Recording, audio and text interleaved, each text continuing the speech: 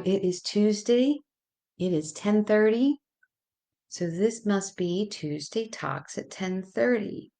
I'm evidential medium Stacy Needenthal. Sorry that I'm not looking at you. I'm trying to find the live so that I can see your comments. Let me know that you're here. Say hello. Oh, goodness. Hmm. Okay, it shows that I'm live, but where am I? There I am. Hello, hello, hello. Good morning. This is Tuesday Talks at 10:30. I'm evidential medium Stacy Needenthal. Welcome to the next episode of Tuesday Talks. And what I do every Tuesday morning, if this is the first time you've joined us, welcome. Hello, put a 1 and let me know that this is your first time here. I would love to know where you're watching from. If you tune in every Tuesday or you try to tune every Tuesday, thank you so much. I appreciate you tuning in and listening. So, when we get together on Tuesday mornings, I like to talk about things that maybe you're not comfortable in talking to other people about. So we talk about grief and death and healing and spiritual awakening and just anything that seems a little bit too woo-woo sometimes for certain people, but we want to allow ourselves the ability to have a safe space so that we can live and learn together. I see that there's a comment, but I cannot see it. That's okay. I guess it will appear when it needs to. So today we're going to talk about spiritual path, spiritual journey, consciousness, your higher self. We're going to wait a few more minutes for some people to come on. So I'm just going to talk about some events that are coming up. Right now, I am in Bel Air, Maryland, doing privates and readings. I have 2 privates available, I believe, tomorrow. The intimate group reading tonight is sold out, as well as the privates for today.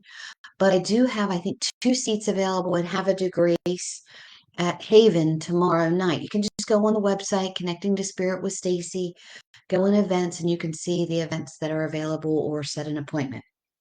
We are in the process of upgrading the website, so it will just be connectingtospirit.com, and we'll keep you posted on that. But we've got the new website that we've been working on.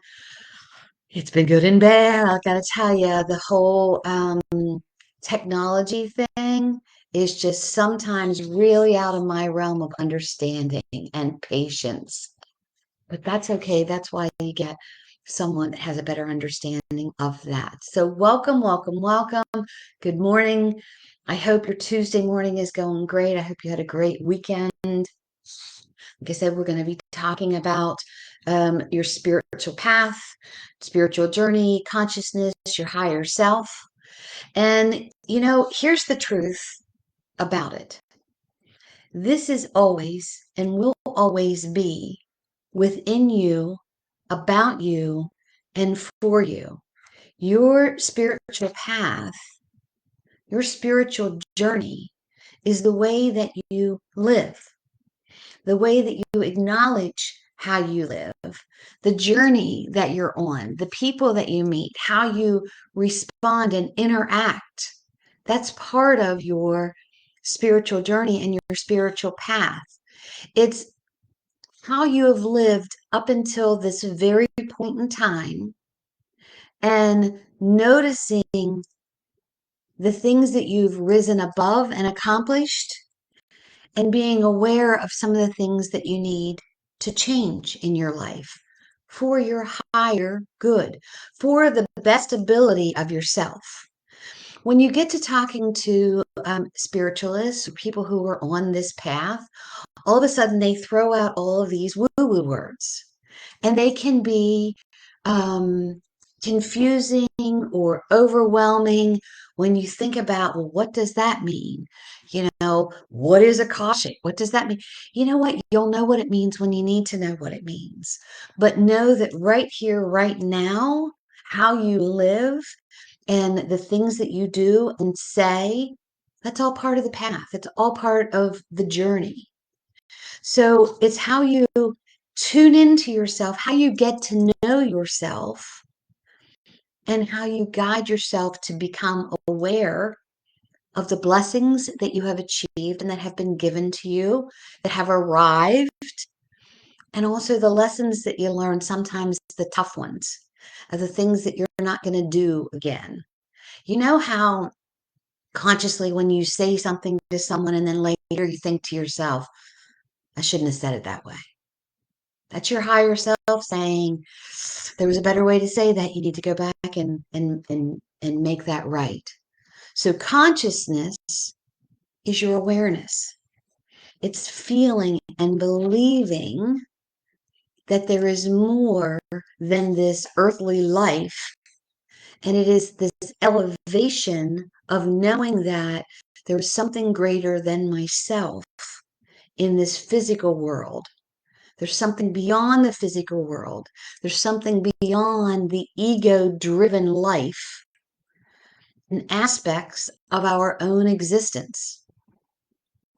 So trying to break down what all the woo-woo words mean, because I feel like we overthink them from time to time. We want to sense this connection. Hold on, I lost my train of thought. Sense a connection that there's something larger than ourselves, giving us guidance beyond our physical body, a larger perspective of seeing beyond individual circumstances. When we get stuck in individual circumstances, that's when the world seems to close in on us and we don't feel like we can find our way. But when we push out and realize there is something beyond us that can aid us and help us, all of a sudden there seems like there's more possibilities. It's this larger perspective to see beyond individual circumstances and connecting to your higher self. What is your higher self? It's that voice in your head that talks to you, tells you what you can do, what you can't do, what you should do, what you did wrong. That's your higher self. But your higher self is always in favor of the betterment of yourself. So if you've got a negative voice talking in your head, that's a learned trait. And that's something that we need to work on confronting and changing the way you speak to yourself. It's finding this new awareness to seek clarity and balance. That's all part of mindfulness. So we've talked about spiritual journey, spiritual path, higher self, mindfulness. And it's all those things that we already knew and we've grown through and we've lived with. But now all of a sudden, because there's this awakening, there's this fad, if you want to say, of spiritualism. It's always been here, but now we have to place a word on it. And the word can make it intimidating. Instead, just go deep within yourself and say, okay, I got this. I know what this is. I've been living this all my life. It's from where I started to where I'm at right now. The things that I have accomplished and noticed about my surroundings, and the things that I've maneuvered and decided that didn't work for me and this did work for me. It's paying attention to the discovery of the answers that have been given to you, whether it's a situation that you're facing or a purpose that you want to achieve. I believe a lot of times, I should say, there's a stigma placed around the words, spiritual path, spiritual journey, spiritual consciousness, higher self, because the words confuse the actual process. Why do we always have to place a word on an action? Why can't we just go and get the answer? Why do we have to say, oh, I'm going to go into a meditative trance and I'm going to kumbaya and I'm going to, no, here, just don't worry about the word. Think about the reality of being mindful to yourself. Okay. And when we think about this, this is an automatic response that you either move forward to, sorry, I got a little fly buzzing around, or we move backward from, or we are on pause. And I want you to think about, and they're automatic responses. You are mindful every single day. If you get in your car and you drive somewhere, you better be mindful. You are aware of getting into the car, the way the car feels. It's warm right now, so it's probably warm in your car. I need to turn the air conditioning on because I'm mindful that it's warm in my car. I see how the steering wheel feels, how, if all of a sudden you go to turn and it doesn't feel right, you're mindful of there is a change.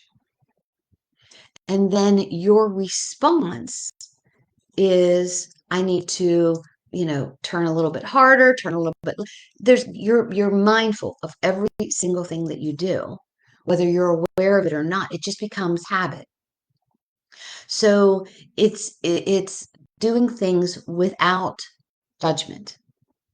So I just want you to think for a minute.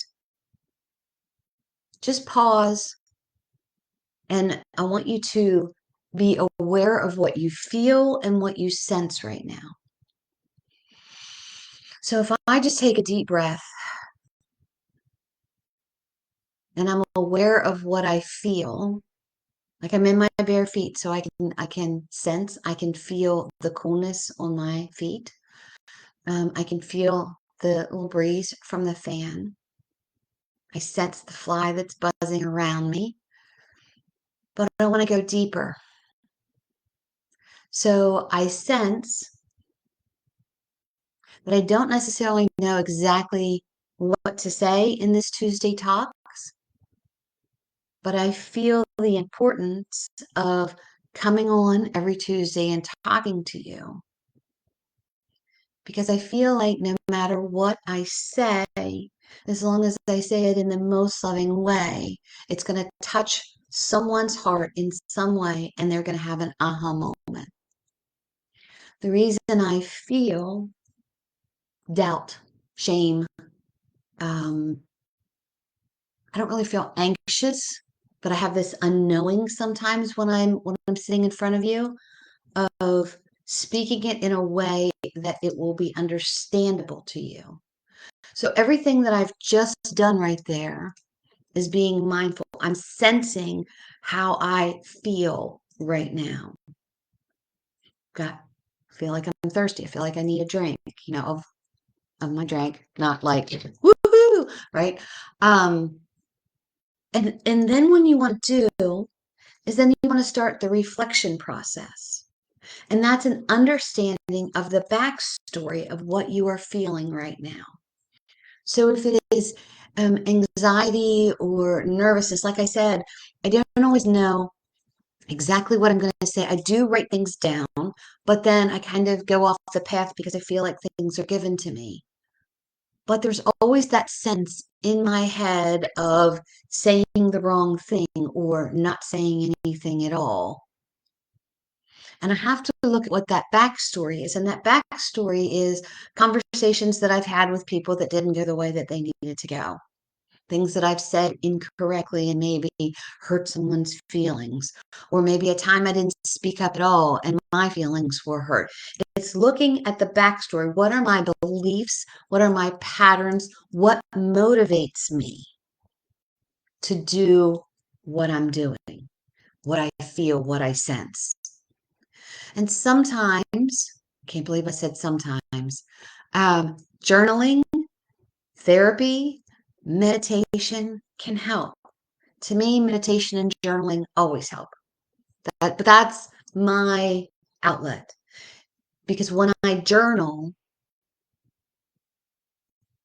I don't always know what I'm going to write. It just comes, and then that can give me an answer.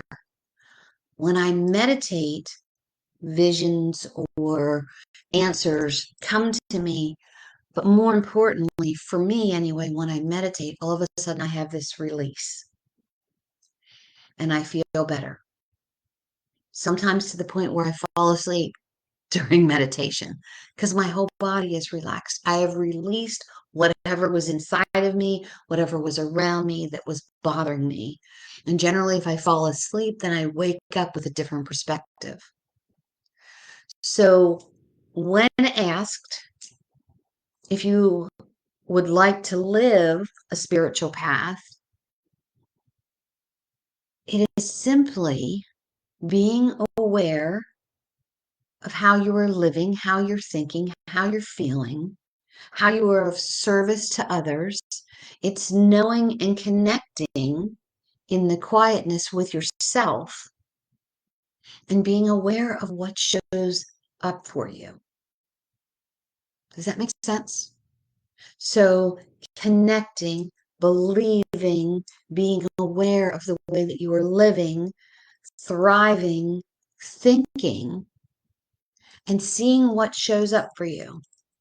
You've heard me say 100 times, if you change your perspective, your outcome will change. If you are constantly hanging around negative people, you are going to be negative.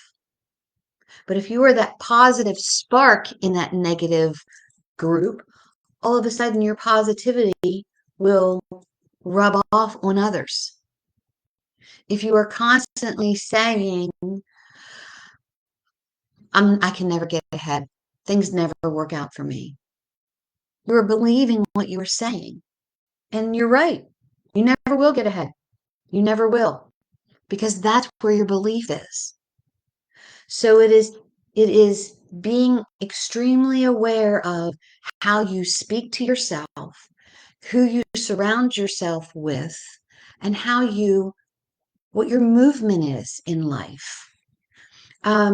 There are those who will say to you, and these are always my favorite people because I want to be like, yeah, right.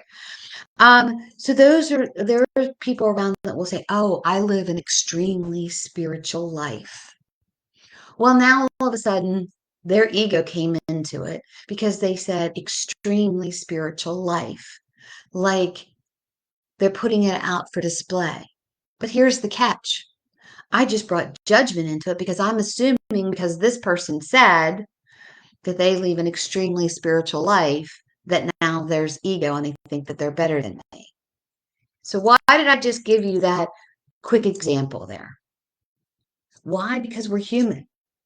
We live, we learn, we grow, we expand. We become aware of our shortcomings and we release what we can release at the time that it needs released. But the catch is sometimes we take it back and then we doubt ourselves. Guess what? It's part of your path. You can release it again. You can learn something new from it.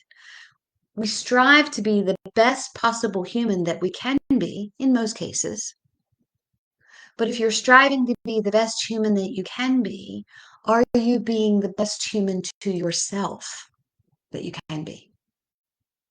How do you speak to yourself? How do you live your day-to-day life with yourself? I'm not talking about ego-based. I'm just saying, what do you do for yourself? Do you give yourself enough water? Are you nourishing yourself right? I'm always drinking water, but I don't always eat the best things because I'm a chocoholic. I am powerless over chocolate. Is that good for me? No, I know it's not. And some days I do something about it and I'm like, no sweets today. And other days I don't do anything about it. I'm like, ooh, chocolate. But it is being aware of what is best for yourself and making those adjustments so that your best self shines and helps others. Billy Corn said, I think a spiritual journey is not so much about the journey of discovery, it's the journey of recovery. It's a journey of uncovering your inner nature. And it's already there.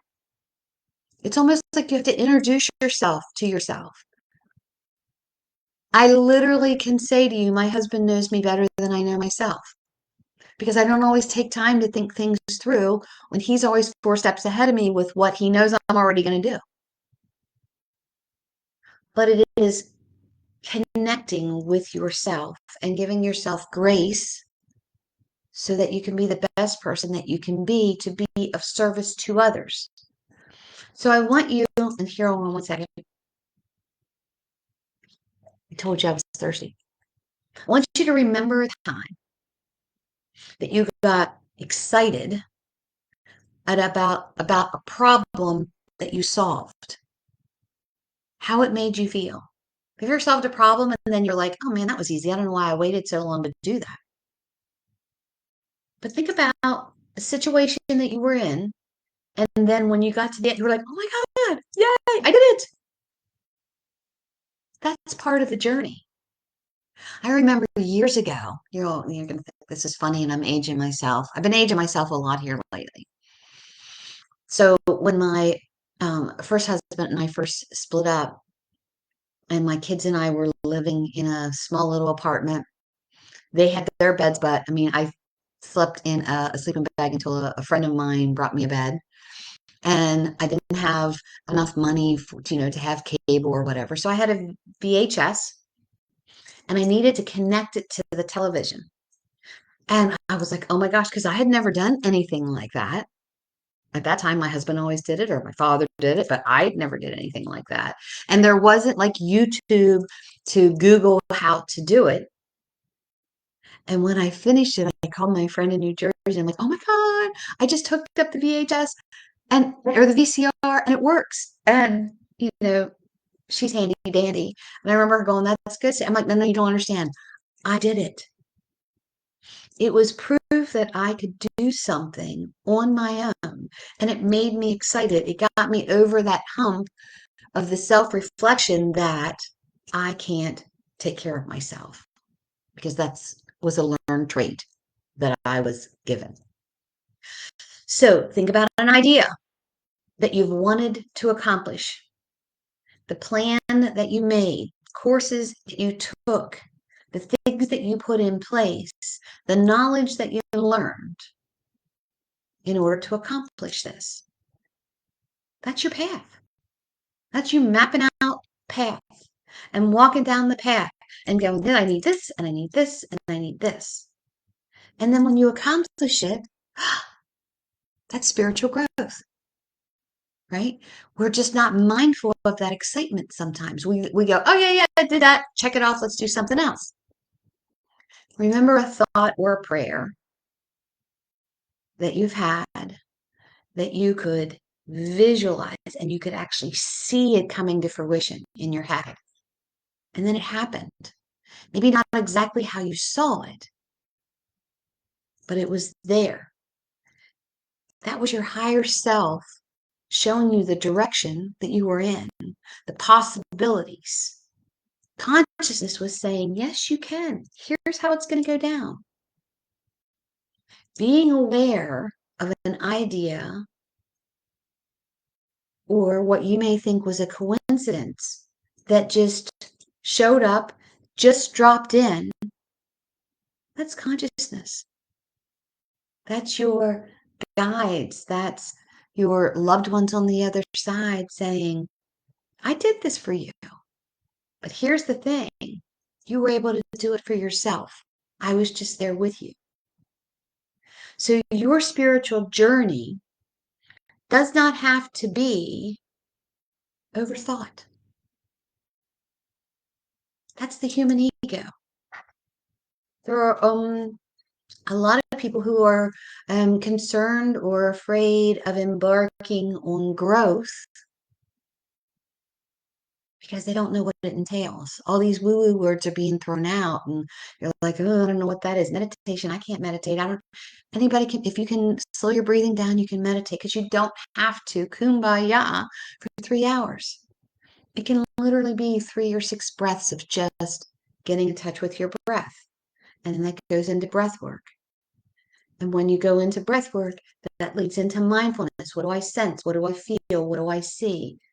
Higher self, path, journey. We're already doing it. Why do we have to put a word around it that causes us confusion? It just fits. It just feels right at the time, and it can be subject to change at any time. But it just like it clicks into place like this is where I need to be. Every time Jeff and I travel out west and we go to Arizona, as soon as we get like like the Sedona area with the red mountains, like I feel like I'm home. Like it just my shoulders just feel like the heaviness, it just feels home. It feels like that's my sacred space. Do you have something, not necessarily a place, it can be, but where you feel safe and secure, and all of a sudden ideas are popping? Like I said, it can change subject, it's subject to change, with the surroundings that are around us. It's how we flow through our day-to-day life. It's acknowledging how we've grown in the past day, month, years. Things that used to matter, that used to get me bunched up years ago, just don't matter anymore. And it's maybe not that it's not important to somebody else, but it's just not important to me anymore.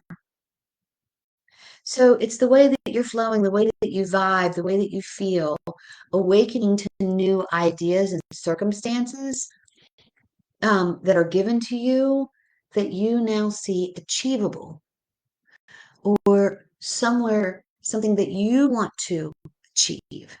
It may not actually be given to you, but you're like, I've always dreamed of doing this. I've always wanted to do this. It's where your innermost passion within yourself feels strong. This is home. So Marianne Williamson said, the spiritual journey is the unlearning of fear and prejudice and the acceptance of love into our hearts. Love is the essential reality to our purpose on earth. To be consciously aware of it, to experience love in ourselves and in others, that is the meaning of life. So instead of overthinking and being bunched up about what is my purpose on earth, what's my spiritual goals, take a breath and feel into how you're living your life. We all have something that we want to achieve. Ever since you were little, maybe you've always wanted to ride in a hot air balloon. Let's just say that. Make it happen. When you overthink it, you're creating barriers. And when you become aware of it and mindful of the barriers, they either don't matter anymore or they go away, because we figure out a way to walk past them and through them to be the best spiritual human that we can be, to be the best person that we can be. And try not to be too hard on yourself if you make a mistake. You're human. Correct it. Give yourself some love. Don't let the woo-woo words confuse you and stop you. Feel into them. Be aware of how they feel and how you feel. Be aware of what you see and what you visualize and how you want to ride the waves through them. And riding the waves can be wonky or smooth.